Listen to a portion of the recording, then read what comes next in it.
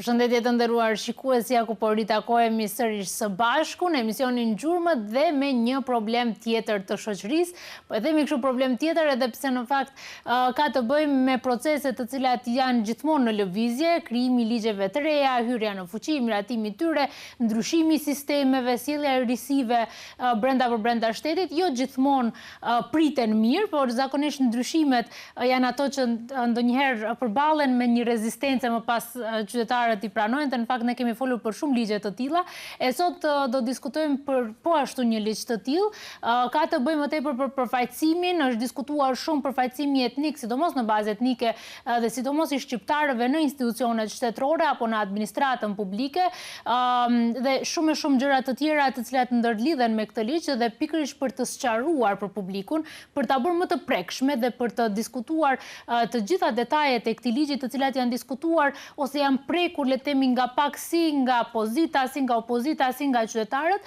Së bashku me mua këtu në studio është Jeton Shasivari, një nga hartuesit e ligjit për përfaqësim të drejtë dhe adekuat. Mirë se na erdhët, profesor. Mirë si u gjeta. Unë dua ta nis intervistën me sqarim të nocioneve. Çfarë nën kupton përfaqësimi i drejtë dhe adekuat, që më pas t'i hyjmë edhe më thellë ligjit? Po.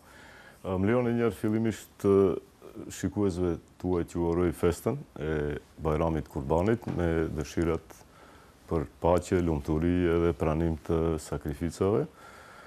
Një nga të arriturat, do thoja më të mëdha të këtij ligji është përkufizimi i qartë i dy nocioneve. Pra, çka nën kuptojmë me përfaqësimin adekuat dhe çka nën kuptojmë me përfaqësimin e drejtë. Përfaqësimi adekuat ka të bëjë me përfaqësimin etnik, në fakt. Përfaqësimi i drejtë ka të bëjë me kompetencën, integritetin, mundësitë e barabarta, parimet tjera që janë brenda ligjit, pra mos diskriminimi, parimi i proporcionalitetit, të gjitha janë këto parime dhe standarde ndërkombëtare dhe evropiane. Në këtë aspekt kemi mbajtur llogari që përkufizimi të jetë i saktë ligjor sipas standardeve ndërkombëtare dhe evropiane, që nesër pas hyrjes fuqi të këtij ligji dhe fillimit të zbatimit mos të ketë paqartësi birokratike. Përfaqësimi adekuat përcakton një bazë referimi, ajo është rezultatet e regjistrimit të fundit të popullsisë. Dhe këtu, domethënë, nuk ka hamendje, është e dhënë statistikore. Pjesa e përfaqësimit drejtë ndërlidhet, siç thash, me kompetencën dhe integritetin. Po është me rëndësi se nga e kemi nxjerrë këtë përkufizim, domethënë është pika 4.2 e marrëveshjes Kornisë të Ohrit, që në fakt këto dy përkufizime i japin një frym moderne marrëveshjes Kornisë të Ohrit. Pika 4.2 thotë që ligjet që rregullojnë punësimin në administratë publike duhet të përfshin masa për përfaqësimin e drejtë. Pra në tekstin origjinal të marrëveshjes Kornisë përdoret termi e përkthej shqip, sepse origjinali është në gjuhën angleze, pra përfaqësimi i drejtë. Në organet publike, lokale, në të gjitha nivelet, duke respektuar kompetencën dhe integritetin që janë rregulla mbi të cilat qeveriset administrata publike. Prandaj ne këtu kemi bërë një si thuash një balancë kushtetuese mes këtyre dy nocioneve, kyçe që janë, prandaj edhe në fillim të ligjit është përkufizimi i qartë i këtyre dy termave dhe mbi bazën e përkufizimit qartë ligjor të këtyre dy termave pastaj ndërtohet në tërësi sistemi institucional i ligjit përfaqësimit adekuat dhe të drejtë. Në opinion kam ndjekur disa kështu temi perceptime publike, kuptimin që kur jemi te kompetenca ose integriteti, këto dy fjalë përdoren në marrëveshjen Kornisë të Ohrit. Ne kemi arritur që të bëjmë një balancë kushtetuese mes tyre dy shprehjeve dhe kompetenca nuk i përjashton domethënë shqiptarët dhe etni tjera nga njëra anë, dhe nuk nënkupton se vetëm, për shembull, maqedonasit janë më meritorët që të jenë kompetent. Edhe këtu është ai perceptimi, për shkak se kompetenca nuk ka përkatësi etnike. Pra, kushtetuta e Maqedonisë dhe marrëveshja e Kornisë së Ohrit kërkojnë përfaqësim etnik. Kjo është e drejtë kushtetuese. Kjo është një urdhër, të themi, juridik dhe politik i kushtetutës dhe i marrëveshjes Kornisë së Ohrit. kompetenca është ai kufiri profesional. Dhe shpesh në disa debate kam ndjekur kështu edhe me kolegë që konkretisht nëse shtrojmë te përfaqësimi etnik i shqiptarëve, me këtë ligj një shqiptar që i plotson kualifikimet profesionale nuk ka nevojë pse ti frigohet kompetencës. Bile kompetenca nuk e rrezikon atë, po paraqitet si mbrojtje në aplikimet për vendpunimet ndryshme në sektorin publik, në administratën publike. Prandaj për herë të parë në rendin juridik të Maqedonisë është ligj i cili përkufizon qartë çka nënkuptohet me përfaqësimin adekuat dhe me përfaqësimin e drejtë, edhe janë të balansuara brenda tekstit ligjor pra kemi siguruar një balancë kushtetuese sepse ligji ndërton një sistem institucional, një sistem juridik të mbrojtshëm, edhe mbi gjitha kemi mbajtur llogari si profesor drejtës kushtetuese që ligji të jetë i mbrojtshëm edhe në aspektin kushtetues, pra jo pasyrjes fuqi të sfidohet, ketë disa mangësi ose paqartësi ose terma jo precize, në mënyrë që sfidohet më lehtë nga ana e gjykatës kushtetuese.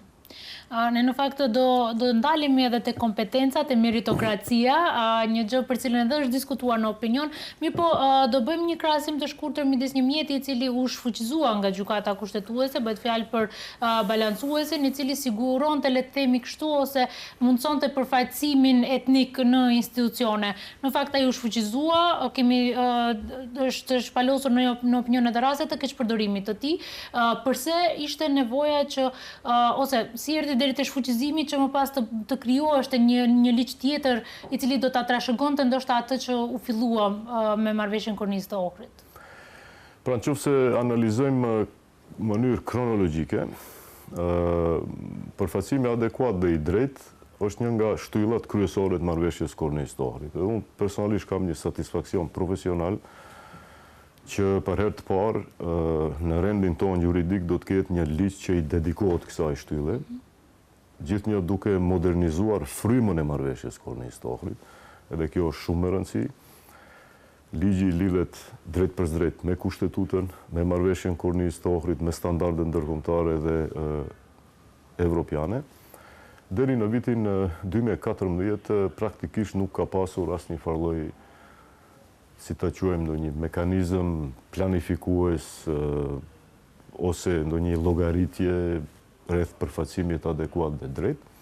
Në vitin 2014, qeveria atëhershme, në kryesimin e kryeministrit të atëhershëm, Gruevski, e dizajnoi një mjet, një vegël digjitale, të quajtur balancuesi ose kalkulatori, i cili nuk ishte rregulluar me ligj.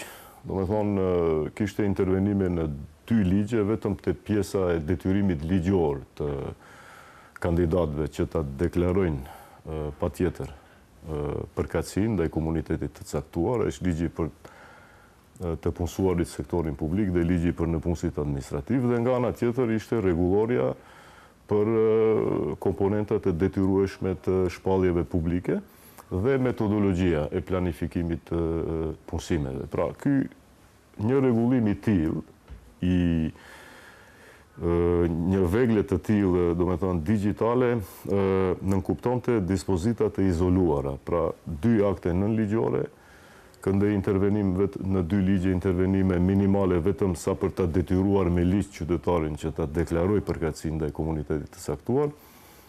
Dhe nga viti 2014 deri vitin 2024, domethënë zbatoi ky mekanizëm digjital ose vegël digjitale.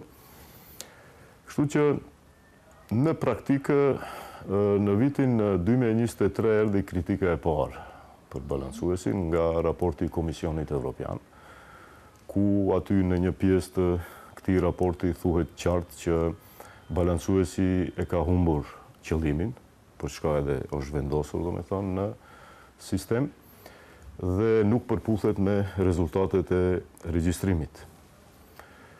Kjo ishte them kështu një goditje e parë që erdhi nga Bashkimi Evropian, ata apeluan në atë raport që administrata të jetë më inkluzive, gjithëpërfshirëse, të jetë profesionale, kompetente, të sigurohet parimi i barazisë, i mundësive të barabarta.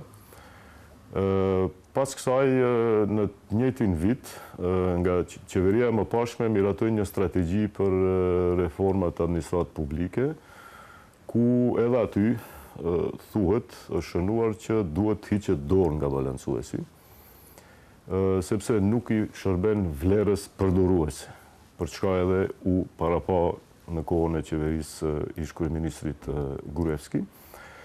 Edhe në planin politik, gjitha subjektet politike, një farforme me këto hoqën dorë nga balancuesi.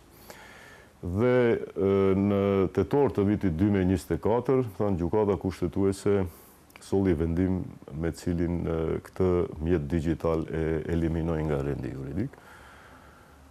Arsyetimet e gjykatës kushtetuese ishin që e para e punës e detyronte qytetarin me ligj që ta deklaroj përkatësinë ndaj komunitetit të caktuar, që ish kundërshtim me standardet ndërkombëtare, po edhe me vetë amendamentin 6 kushtetues, ku përcaktohet përfaqësimi adekuat dhe i drejtë. Fjala e parë, para përfaqësimit adekuat dhe drejtë, është shprehja e lirë e përkatësisë kombëtare. Do të thonë kjo është vlerë themelore e rendit tonë kushtetues dhe pastaj në të njëjtin rresht vjen përfaqësimi adekuat dhe i drejtë i qytetarëve që u përkasin të gjitha komuniteteve, në gjitha organet e pushtetit shtetëror dhe institucionet publike të gjitha niveleve. Ky është arsyetimi i parë. Arsyetimi tjetër shqyrtoni në praktikë abuzimin për herë të parë e identifikoi raporti i Komisionit Evropian.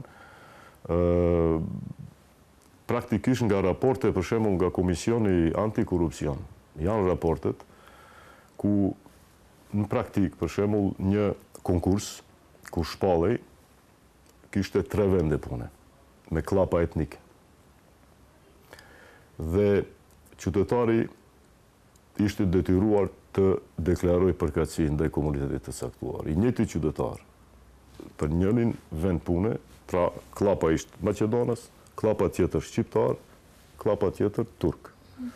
Dhe i njëjti qytetar deklaronte 3 përkatësi të ndryshme në të njëjtin konkurs.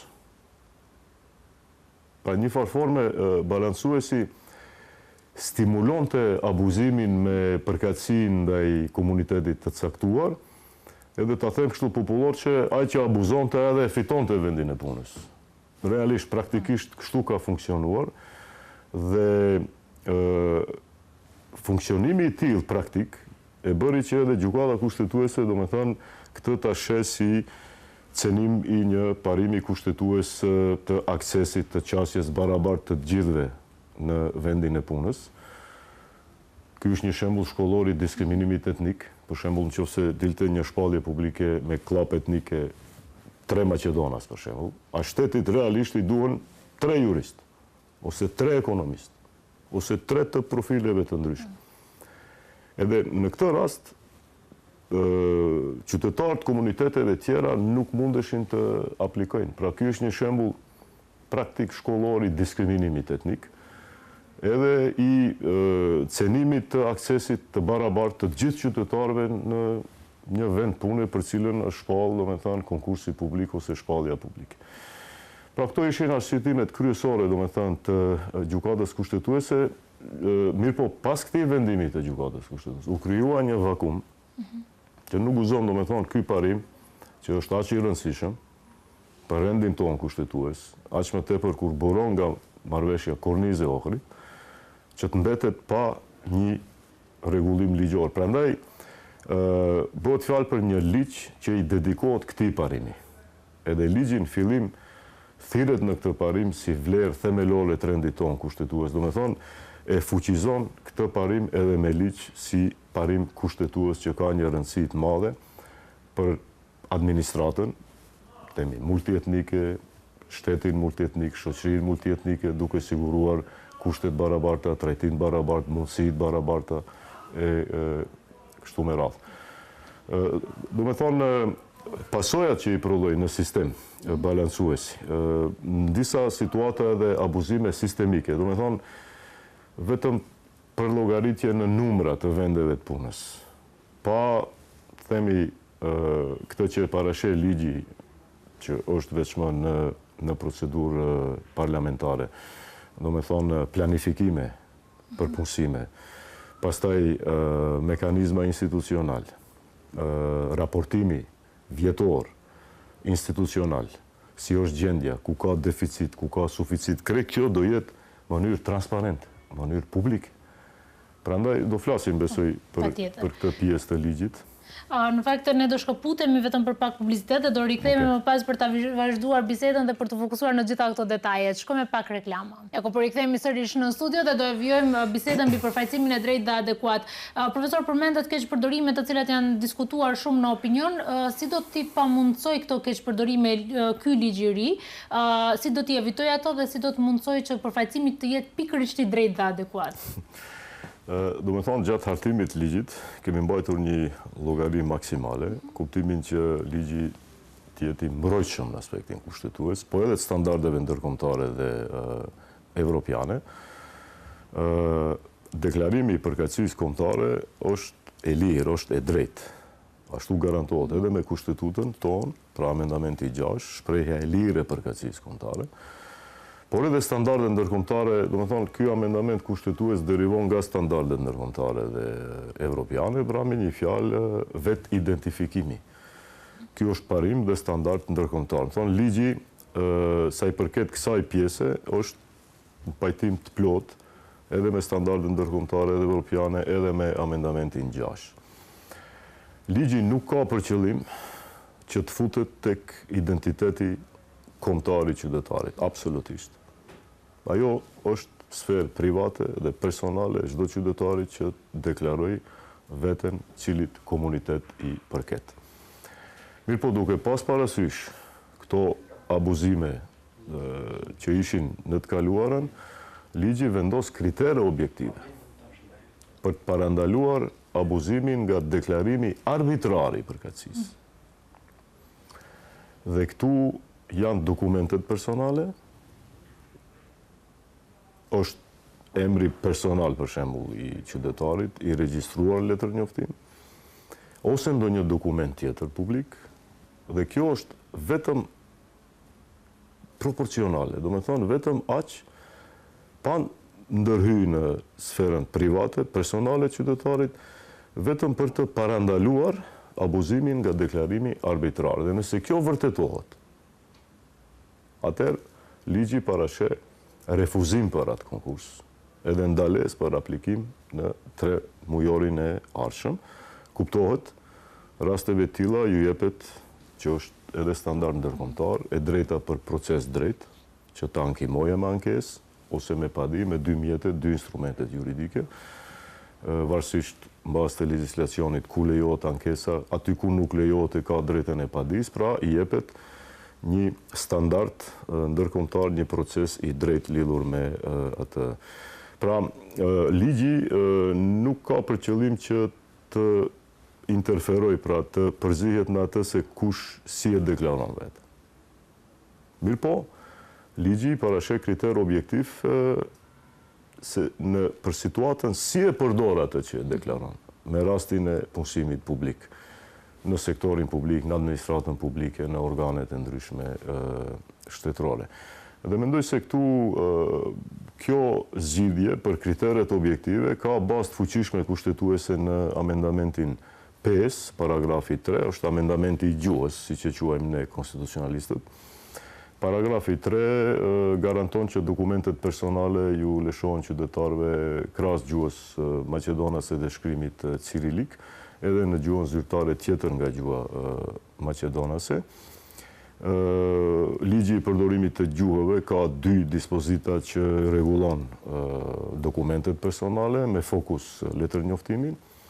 Do me thonë, letër njoftimi lëshohet në gjuhën maqedonase dhe në shkrimin e saj, dhe në gjuhën e 20% dhe në shkrimin e saj. Për komunitetet tjera, me kërkesë, lëshohet edhe në gjuhën e tyre. Do me thonë, Një farforme, ligji e merr, pra nuk shpik diçka të re, absolutisht. Do me thonë, ban një kombinim për mendimin tim të suksesshëm të amendamentit 5, derivimit nga amendamenti 5, ligji i përdorimit të gjuhëve, edhe ligji i letërnjoftimit i cili është harmonizu me kohë me ligjin e përdorimit të gjuhëve, edhe kështu që kjo zgjidhje është edhe kushtetuese edhe ligjare. Më thonë, vetë fakti që një qytetar e merr një dokument personal, për shembull, një letërnjoftim në një gjuhë, ajo është një formë e vetit identifikimit. Pra, gjuha e dokumentit personal shërben si formë e vet identifikimit. Dhe këtu e kemi bërë, mendoj, atë kombinim, themi kështu, suksesshëm, edhe në aspekt kushtetues, edhe në aspekt të standardeve ndërkombëtare, edhe në aspektin ligjor, në ligjin e përdorimit të gjuhëve dhe ligji i letërnjoftimit. Pra, kjo do ishte një shpjegim kështu ma i detajuar lidhur me pyetjen e juaj, se si, do me thonë, do të parandalohen abuzimet. Pra, ka kritere objektive, nëse vërtetohet abuzimi, atëherë pason refuzimi për atë konkurs, edhe një ndales për mos aplikim në 3 muajt e ardhshëm. Pse 3 muaj, që se dikush se 3 muaj zgjat një proces punësimi, do me thënë, në një temi institucion ose organ në një pjesë të sektorit publik të shtetit tonë. Janë përfolur në media dhe në opinionin publik edhe sankcionet, ose më saktësisht mungesa e sankcioneve qoftë në formë të gjobave ose ndonjë sanksioni penal, por ekzistimi i vetëm sanksionit politik, le ta quajmë kështu. Pse hartuesit kanë vlerësuar që sanksioni politik do t'ishte më i rëndë se sa atyri i gjobave, duke qenë që ne gjithmonë duam të dënojmë dikë për veprimet që ka bërë? Kështu tash, njerë nuk është e vërtet se ligji nuk ka sanksione. Është e vërtet se s'ka gjoba monetare për kundërvajtje. Ajo është e vërtet. Mirë po se nuk ka sanksione, nuk është e vërtet. Do me thonë, shqyqoni, ka ligje që funksionojnë edhe pa gjoba. Për ne ka qenë me rëndësi të ndërtojmë sistem institucional mrenda, struktur institucionale, detyrime institucionale, planifikime, masa, politika publike. Pastaj, ligji e ngren çështjen e përfaqësimit në nivel qeverie, kjo për herë të parë ndodhet. Tash, kur një çështje ngritet nëpërmjet këtij ligji në nivel të qeverisë, pastaj trupi koordinues me një përbërje ku për herë të parë do jenë bashkë disa ministrat caktuar që janë më të rëndësishëm me resorët e tyre për sa i përket punësimeve, do të udhëhiqet nga zëvendës kryeministri. Pastaj do jetë avokati i popullit, do jetë i Komisionit Shtetor për Antikorrupsion, do jenë 2 profesorë universitar, një përfaqësues i sektorit civil. Për herë të parë do jetë një përbërje e tillë e cila do ta ndjek në baza të rregullta. Do ta monitoroj, do ta vlerësoj realizimin, zbatimin edhe avancimin e përfaqësimit adekuat dhe drejt. Dhe për këtë, s'paku një herë në vjet. Mundet edhe ma tepër, po s'paku një herë në vjet do t'i raportoj qeverisë. E tash, ai raport do t'jetë në web faqen e qeverisë, i publikuar. Tu është transparencë. Ajo është raport publik. Dhe në një raport publik, ku për shembull do të detektohet qartë se cilat institucione janë problematike për zbatimin e përfaqësimit adekuat dhe drejt. Ne e dimë se një numër të madh të udhëheqësve në për institucione qeveria i emëron. Edhe këtu krijohet raporti, vetveti u krijon bazë për përgjegjësi politike. Humbjet besimit. Më thonë, nuk jenë nivel si udhëheqës institucionit me zbatu masat, me propozu politika për mundësit barabarta, edhe dihet kur një funksionar, një udhëheqës e humb besimin, vjen shkarkimi. Shkarkimi është sanksioni më i rëndë politik. Dhe Kjo është ajo përgjegjësia politike. Përgjegjësia politike quhet politike sepse nuk mund të rregullohet në ligj. Prandaj është politike, nuk rregullohet me norma juridike. Kjo është e para. Pastaj, moszbatimi i detyrimeve ligjore është bazë për përgjegjësi disiplinore dhe administrative. Do të thonë, ky raport publik është një mekanizëm institucional i cili do t'i dorëzohet qeverisë, është publik, do të shkaktoj edhe presion publik nga opinioni publik, sepse do jetë edhe përfaqësuesi sektorit civil aty brenda. Për rolin e avokatit popullit, mendoj se është e qartë si mbrojtës i qytetarëve, sidomos, sepse shqyqoni, prej krejt institucioneve kushtetuese që i kemi, në sistemin tonë kushtetues, vetëm avokati i popullit ka detyrë kushtetues, qartë, që t'i kushtoj vëmendje veçantë përfaqësimit adekuat dhe drejt. Edhe atë institucion kushtetues, ai institucion kushtetues do jetë brenda trupit koordinues. Prandaj, shqoni, një ligj që ka vetëm gjoba, po nuk ndërton sistem, ai ligj dështon. Ky ligj ndërton sistem funksional, institucional, mekanizma, detyrime institucionale, raportime. Trupi koordinues ka për shembull një autorizim të propozoje revidim të politikave, të propozoje masa, të kërkoje masa, të kërkoje dhana. Do të thonë, ai raport është do jetë shumë dimensional. Nuk është vetëm raport për mbledhjen e dhanave, është një pjesë e dispozitës ligjore që lidhet me dhana statistikore, është krejt në rregull. Ajo është për shikuar cili është deficiti dhe suficiti i përfaqësimit në atë institucion. Mirë po ai raport do të jetë edhe në nivel rajonal, për shembull. Ai raport do të përmbajë, do të identifikojë cilat janë institucionet problematike. Shiqoni edhe balancuesi kur ishte në fuqi, kishte institucione ku nuk rritej përfaqësimi. Kishim një nivel shumë të ulët, domethënë të përfaqësimit. Mos i përmendni tani cilat dihen, ju keni raportuar disa herë për institucione të tilla ku për shembull ju kujtohet në administratën e gjykatës kushtetuese kishit një deklarat publike nga ish kryetarja për shembull. Kur e tha publikisht ne nuk e zbatojmë. A ishte në fuqi atë. Pra nuk arriti që edhe këtë zonën gri të institucioneve ta nxjerrë sipërfaqe. Ky raport, ky ligj faktikisht me këtë sistem institucional, me këtë strukturë institucionale që ka fuqi dhe potencial, edhe juridik, edhe ligjor, që t'i nxjerrë sipërfaqe institucionet gri, sepse formulimi është formulim kushtetues në gjitha organet e pushtetit shtetëror dhe në institucionet të sektorit publik të gjitha niveleve. Kur themi gjitha niveleve, është edhe niveli qendror edhe niveli lokal.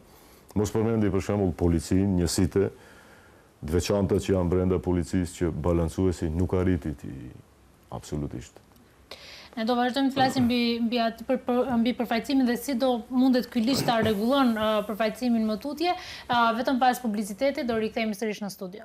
Rikthehemi sërish në studio. Profesor, si do të siguroj ky ligj që në ato institucionet të cilat vetëm i di, ose ndoshta janë ato zonat gri ku përfaqësimi ka qenë gjithmonë më i ulët dhe as mekanizmi balancuesi s'ka arrit ta ngrit, që përfaqësimi të jetë i drejtë dhe adekuat dhe i barabartë, le të themi kështu. Kështu tash, do me thonë, ligji parashe në fat prej 6 muajsh të miratohet metodologjia e planifikimit të punësimeve sipas parimit të përfaqësimit adekuat dhe të drejtë në bashkëpunim mes trupit koordinues dhe agjencisë administratës, që është poshtu një institucion, një organ shumë i rëndësishëm profesional, i cili do jetë edhe brenda trupit koordinues, do të thonë udhëheqësi, drejtori i këtij organi.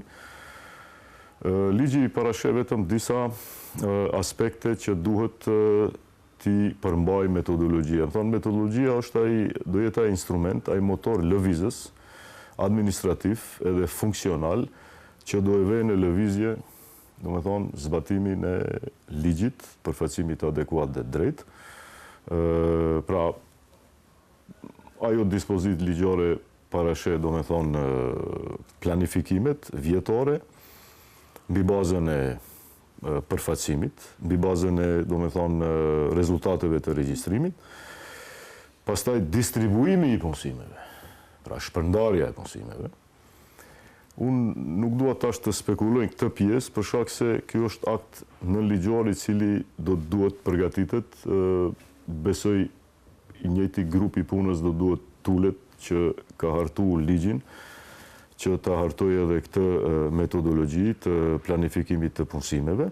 Mirë po parametrat ligjor që duhet t'i përmbaj, kjo metodologji janë të qarta dhe janë të sistemuara në vetë dispozitën ligjore që e rregullon metodologjinë si akt nënligjor, operativ, administrativ, që për mendimin tim është motori lëvizjes i ligjit përfaqësimit adekuat dhe të drejtë.